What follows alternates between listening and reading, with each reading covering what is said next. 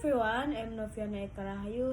I'm semester studying at Technocrat University of Indonesia on from in management with NPM 2441146 from management class 24B. Hai semuanya, di sini saya akan menjelaskan tentang pengantar fluktuasi ekonomi.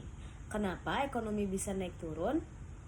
Nah, nih, kalian pernah nggak sih bertanya kenapa ekonomi bisa tiba-tiba bisa lesu, kenapa harga barang bisa melonjak padahal gaji tetap, kenapa dulu ekonomi bisa turun cepat tapi sekarang malah melambat? Nah, jawabannya ada pada fluktuasi ekonomi. Di video kali ini kita akan membahas secara lengkap tentang apa itu fluktuasi ekonomi, penyebabnya, dampaknya, dan bagaimana pemerintah meresponnya. Nah, pengertian fluktuasi ekonomi. Fluktuasi ekonomi adalah perubahan naik turun dalam aktivitas ekonomi suatu negara yang terjadi secara berkala. Istilah lainnya adalah siklus bisnis. Bisa dalam bahasa Inggris yaitu business cycle. Ciri-ciri fluktuasi ekonomi terjadi secara berulang dan siklikal, berdampak pada produksi, pendapatan, tenaga kerja, dan harga-harga. Bisa terjadi dalam skala lokal maupun global. Kenapa penting? Karena fluktuasi ekonomi mempengaruhi keputusan semua pihak, pemerintah, pengusaha, investor, dan masyarakat umum.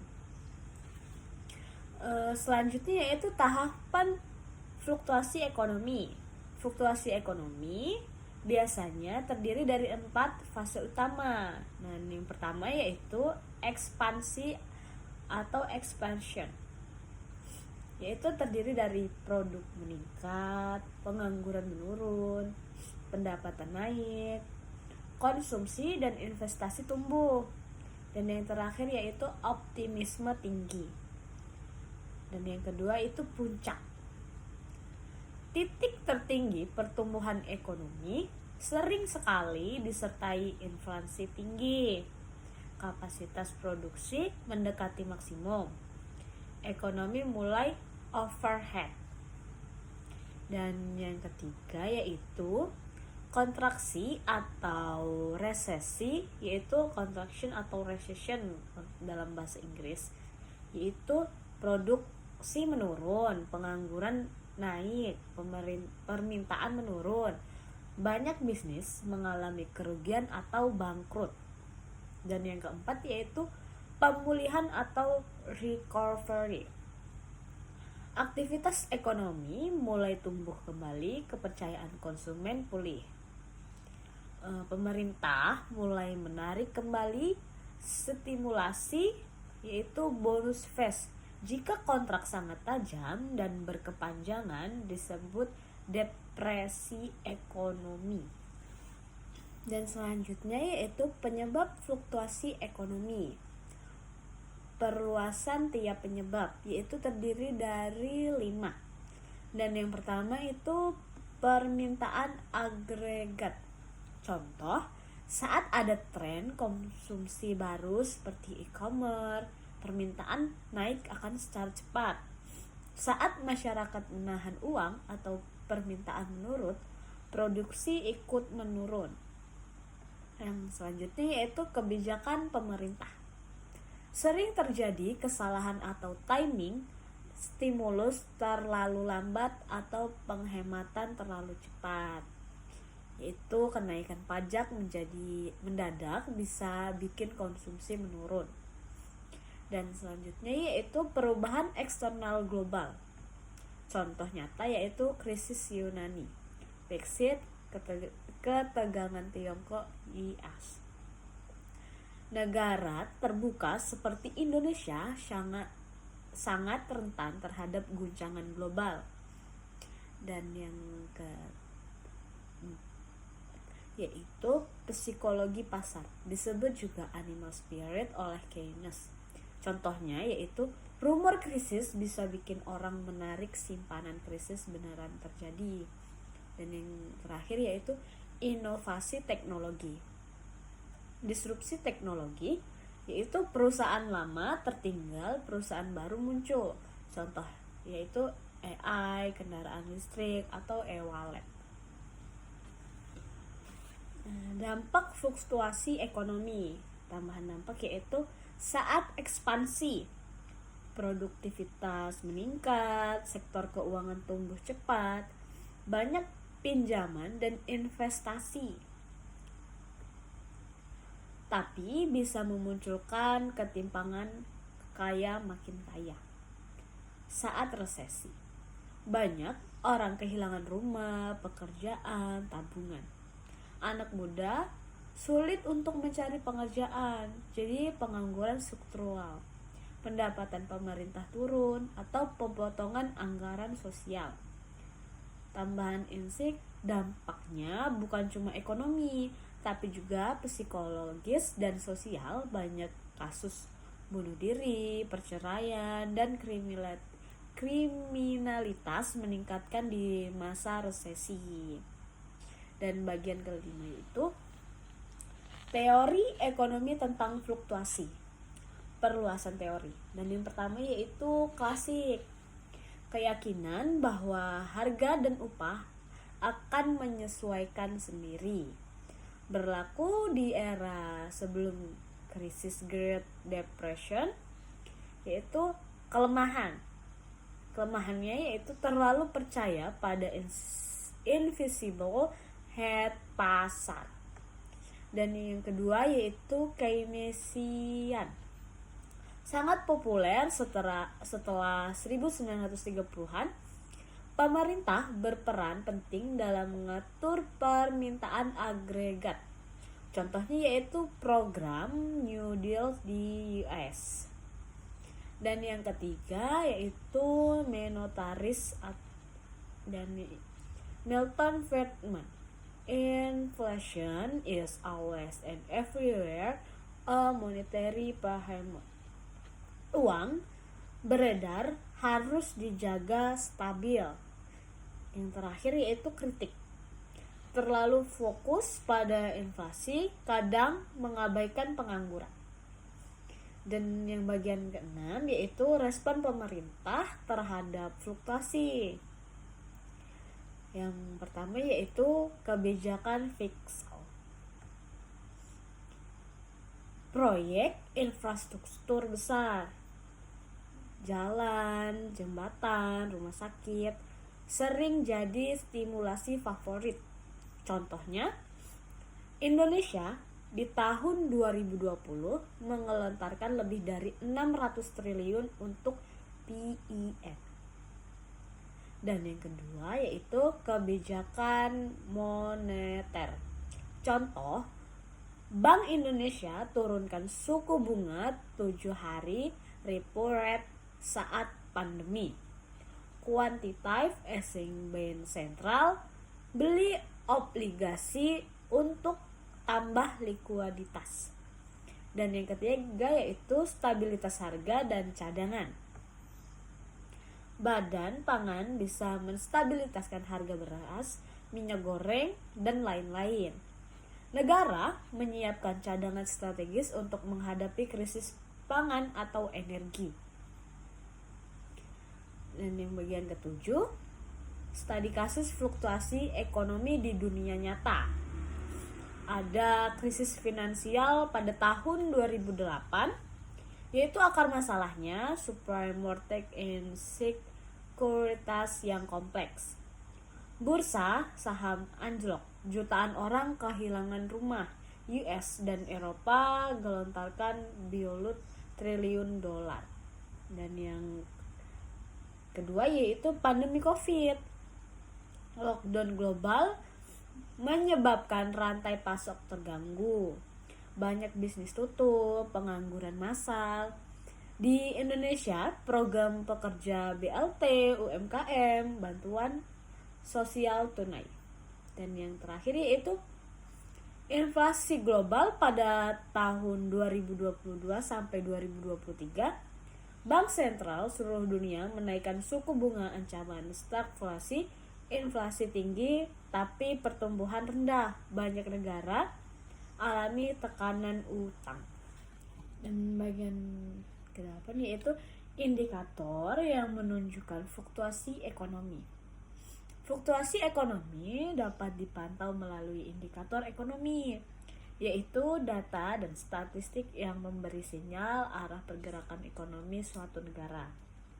Indikator ini membantu pemerintah, analisis, dan pelaku bisnis membuat keputusan. Jenis-jenis indikator yang pertama yaitu produk domestik bruto atau PDB atau GDP, mengukur total nilai barang dan jasa dalam periode tertentu. Jika pertumbuhan PDB negatif dua kuartal berturut-turut. Dan yang kedua yaitu tingkat pengangguran. Jika pengangguran tinggi, artinya aktivitas ekonomi menurun. Pengangguran struktural versus siklikal. Dan yang ketiga, inflasi, CPI dan IHK. Pengukur kenaikan harga barang dan jasa. Inflasi tinggi, daya beli menurun, bisa memicu kontraksi. Suku bunga acuan ditentukan oleh bank sentral. Naik, ekonomi diperlambat, turun, ekonomi didorong. Dan yang kelima yaitu indeks keyakinan konsumen atau IKK, menggambarkan optimisme masyarakat terhadap masa depan ekonomi. Yang keenam, neraca pandangan dan kurs rupiah. Nilai ekspor versus impor mempengaruhi stabilitas ekonomi, terutama negara terbuka seperti Indonesia. Fluktuasi ekonomi di sektor real atau sektor keuangan. Sektor real berhubungan langsung dengan produksi barang dan jasa, contohnya pertanian, industri, manufaktur, perdagangan jasa, transportasi. Fluktuasi di sektor real terlihat nyata di kehidupan sehari-hari. Harga cabai, PHK, pabrik, daya beli masyarakat.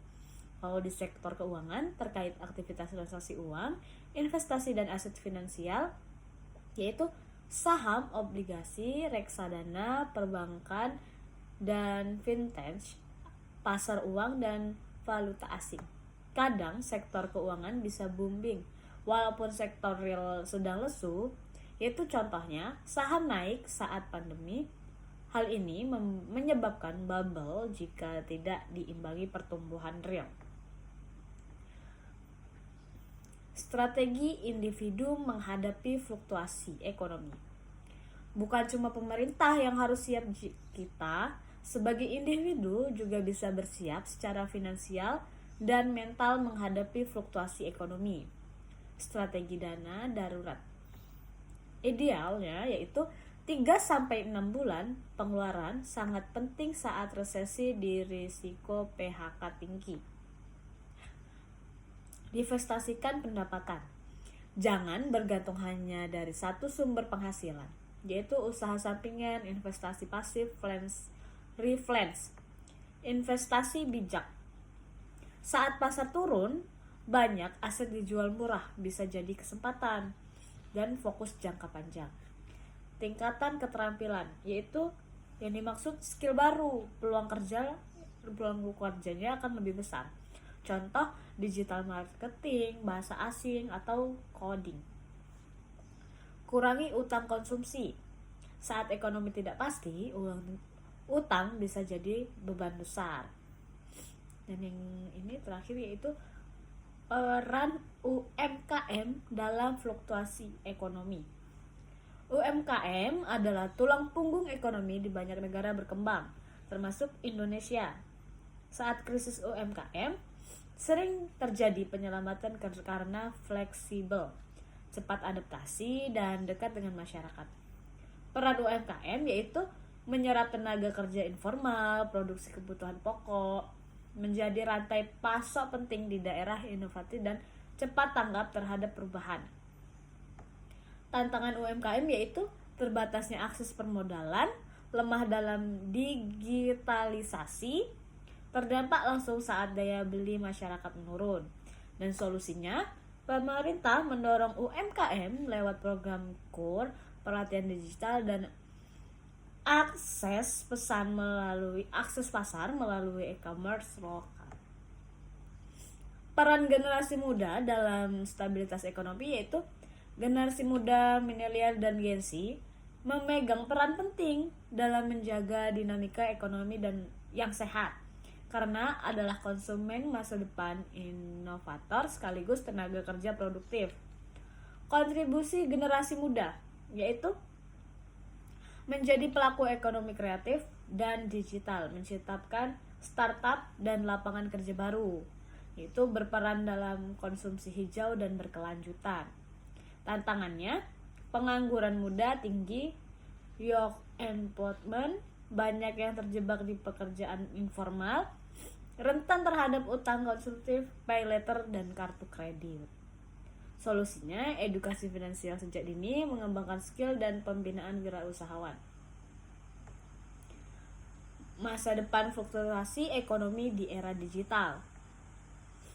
Yang pertama, digitalisasi ekonomi. E-commerce, fintech, dan ekonomi digital membuat pola fluktuasi ekonomi menjadi lebih cepat dan dinamis. Yang kedua, ekonomi berbasis data, AI, dan big data. Pemerintah dan bisnis mulai menggunakan data untuk memprediksi krisis dan tren ekonomi secara real time. Gig ekonomi dan remote work. Pola kerja berubah, muncul lapangan kerja fleksibilitas tapi juga tidak stabil. Dan yang keempat yaitu ketidakpastian geopolitik dan krisis iklim. Faktor non-ekonomis seperti perubahan iklim, konflik politik, dan pandemi punya pengaruh besar terhadap stabilitas ekonomi global. Nah, itu dia pembahasan lengkap kita tentang fluktuasi ekonomi dari definisi penyebab, dampak, sampai strategi menghadapinya. Tapi semoga paham untuk tentang naik turunnya ekonomi itu hal yang wajar, bahkan bisa jadi peluang kalau kita bisa bersikap bijak. Fluktuasi ekonomi bukan akhir segalanya. Justru dari situ kita bisa belajar banyak tentang pentingnya kesiapan ketahanan dan kemampuan beradaptasi. Baik, saya akhiri. Wassalamualaikum warahmatullahi wabarakatuh.